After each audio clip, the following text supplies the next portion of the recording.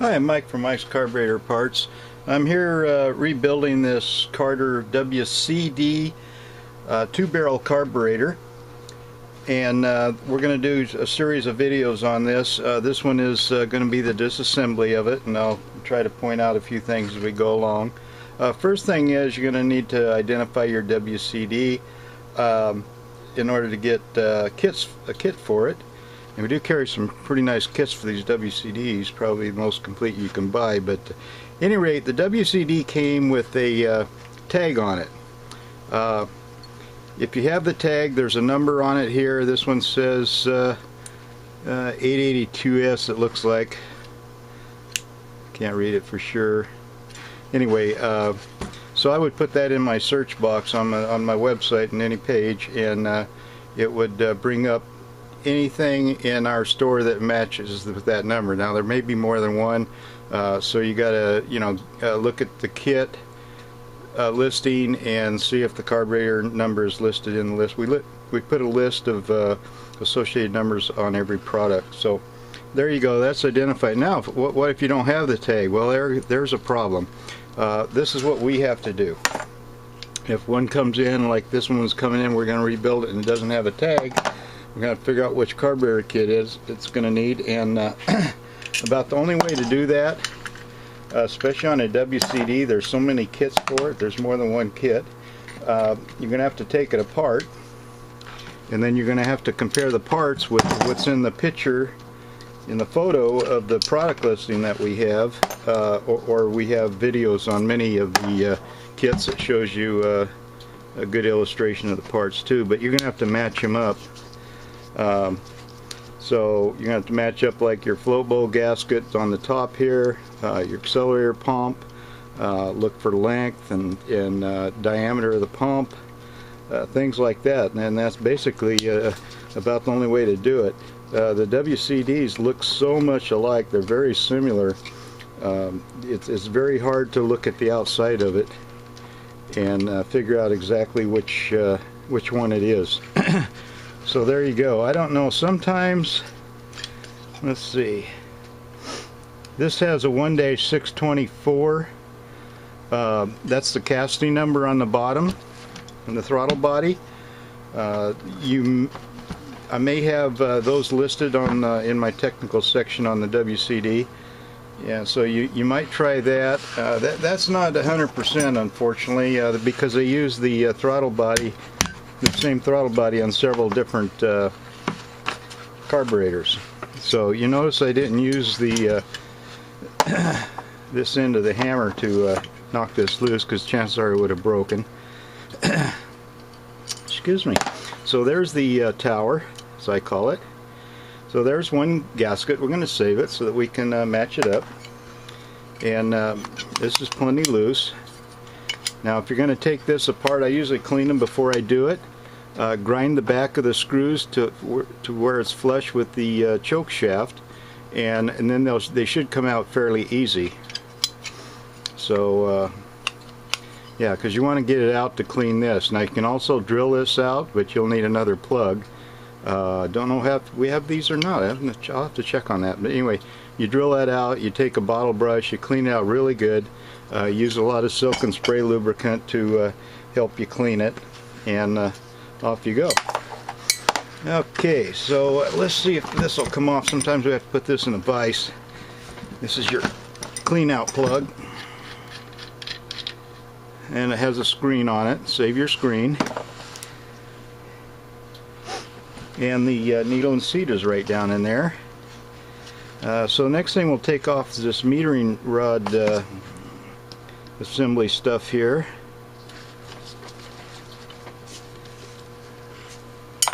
I got little screws here. So take notice, excuse me, where everything is on this.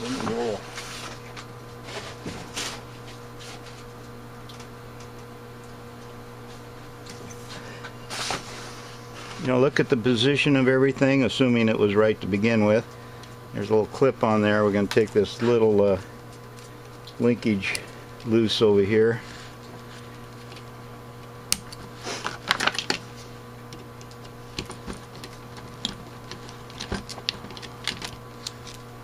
Okay, so there's a linkage that links the auxiliary pump up with your metering rod lever. Now this whole thing comes out. Sometimes they're a little bit stubborn.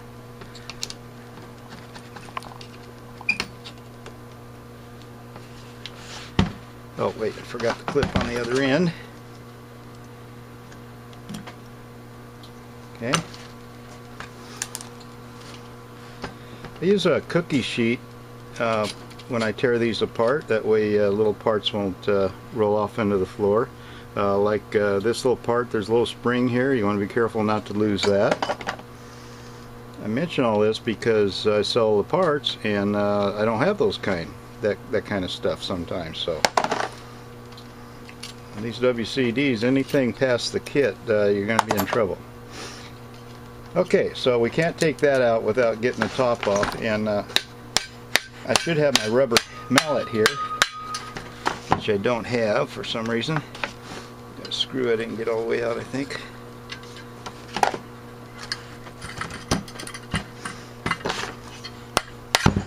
There we go. Okay, so here's another one. Very hard to come by.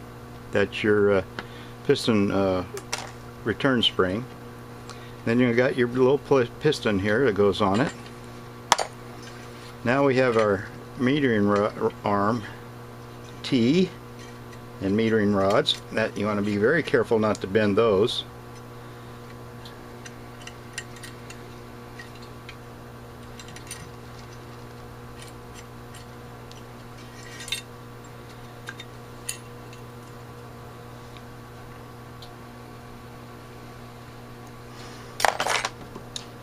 Now in yours, I think they may be missing here. There's two little brass rings that go into here that help center the metering rods. So that's something else you got to watch out that you don't have, that you haven't lost. Okay. So the float, as I can see, this one's been sitting around a lot, but this it doesn't look real corroded inside, so I think we're going to be okay on this one. You get too corroded in there, you might as well throw them away and start looking for another carburetor, because the corrosion, especially if it's ethanol corrosion, ethanol does seem to corrode, leave residue everywhere, then your problem isn't going to be on the bottom of the float bowl. Your problem is going to be in the passageways that you can't see. Now I'm using the wrong screwdriver for this. You need to, that's not going to come out anyway. Okay, so we're going to take these two tubes off right here, and let's see. Trouble when I do video, it's hard to stop and go get the right tool. There, it come loose. I should have the right end wrench.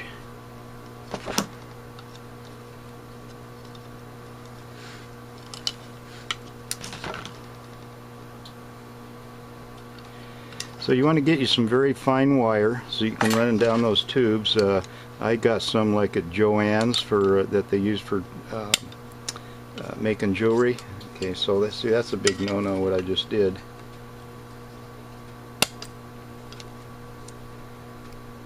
But I don't want to turn the video. Okay, you've seen one come out. I'll get the other one later. This I'm going to have to work on. These WCDs are notorious for things getting froze up in there after they've sat around a while. So you can see our auxiliary pump is frozen in there. The turn spring went in there. Now at the bottom we have a little cap with a check ball underneath it. We'll have to get that off, and we'll work on that here in a minute. Okay, so let's take, this is our,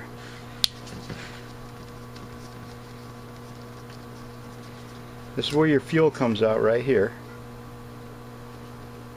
Comes through this screw, and out these holes and through these holes. Something else you need to get cleaned out good with a wire. Like I say, the ethanol, and you got this little check weight. A little point on the end of it goes right in here. I think those are still available. Okay,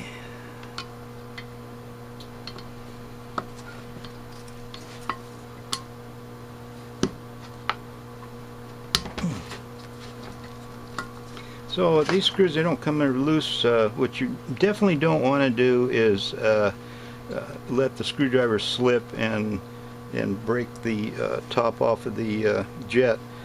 Take it and tap it a couple times with a hammer. That a lot of times will jar it loose. And worst case, put a little heat to the body of the carburetor. That might help break it loose.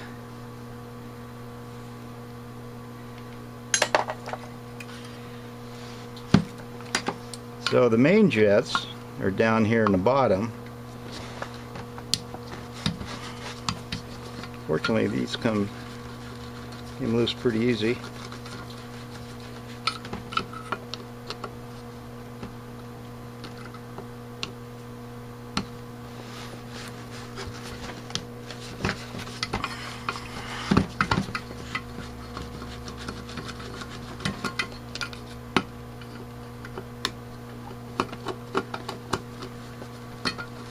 Just take your time on these WCDs. They're so easy to break parts because they get so frozen. So there's your main jets. There's no reason to replace your jets unless for some reason you've moved from sea level up to Denver, Colorado. Even that probably isn't high enough. You get up 5,000 feet or so, you may have to reduce the size of your jets. And there's plenty of information on the website about testing your jets, but anyhow, the way these are generally marked on the top. If not, you're going to have to use your drill bits to figure out what size they are. So I'm taking, there's a little cap at the bottom, looks like a little umbrella, and it's used to keep that check ball in place, and they'll get stuck in there. Or what happens is sometimes people will they just kind of press in. Needs to come out. Got to get that check ball out. Sometimes they'll peen the edge of it, and so you got a little bit of metal holding it down, and so that's what I'm doing now.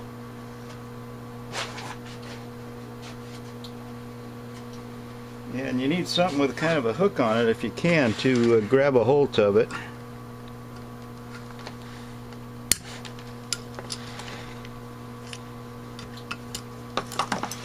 See where it's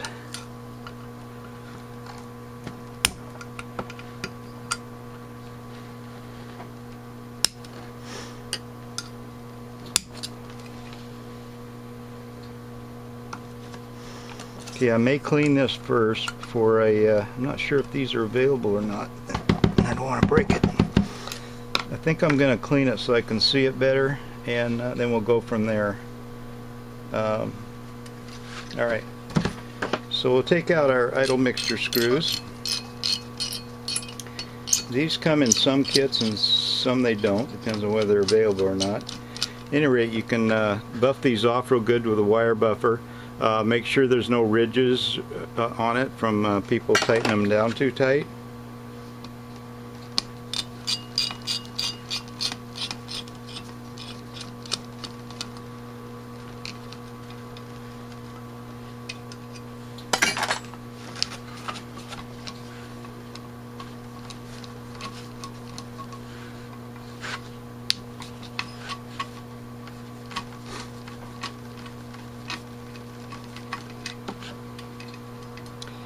Now, if you have a carburetor that's been sitting around for years, or you picked it up at some swap meet or something, you might want to take these plugs out. These are aluminum plugs, and you're going to have to, first of all, make sure you can find some new ones or something to fill it up with. But that gets the passageways open up for you. Catch the phone here. Okay, I'm back. Alright, so we got the 4 screws off there.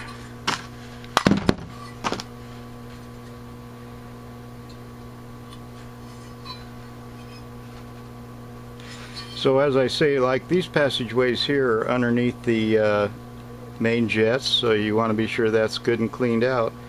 Ethanol leaves residue in the passageways. All right, so I'm going to clean that out. We'll get that container. It's a check ball container is what it's called. We'll get that out after we get it cleaned up. So we have our let's see here.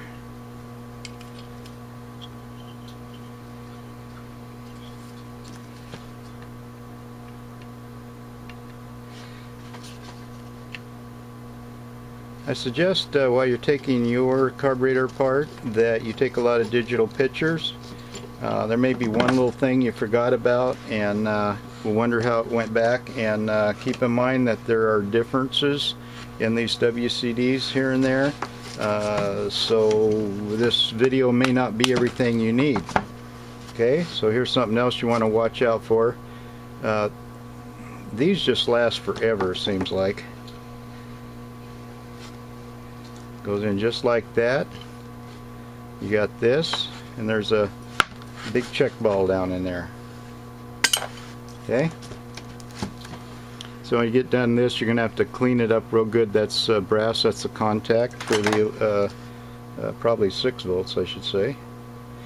Okay, so I'm putting everything in a big bucket here. I have an ultrasonic cleaner. Obviously you may not have one of those, and and don't go out and buy one of those cheap ones you do with jewelry. It probably won't do you justice. So there's a couple of things you can use to clean it. I have suggestions under my carburetor tips section in the technical area. Go check that out. There's 2 things in there I mentioned that I've gotten from other carburetor rebuilders, what they use when they don't have ultrasonics. So even with ultrasonic, when I'm done cleaning, I usually run it through the soda blaster. Don't use any other thing to blast your carburetor, because for one thing, most things take surface away from your carburetor. You don't want to do that, and also the beads and things will get stuck in the small orifices, and you won't be able to get them out. So the baking soda, pretty much you get it clean, you can wash it out, and it'll dissolve. So it's a much safer thing to use. It's not as abrasive, but it usually makes the carburetor look pretty good. Alright, so enough of that. We'll get it cleaned up. I'm not going to take this apart any farther until I clean it up. At that point I'll take it apart, and so you can see how it works, and we'll go from there. We'll come back. Thank you so much.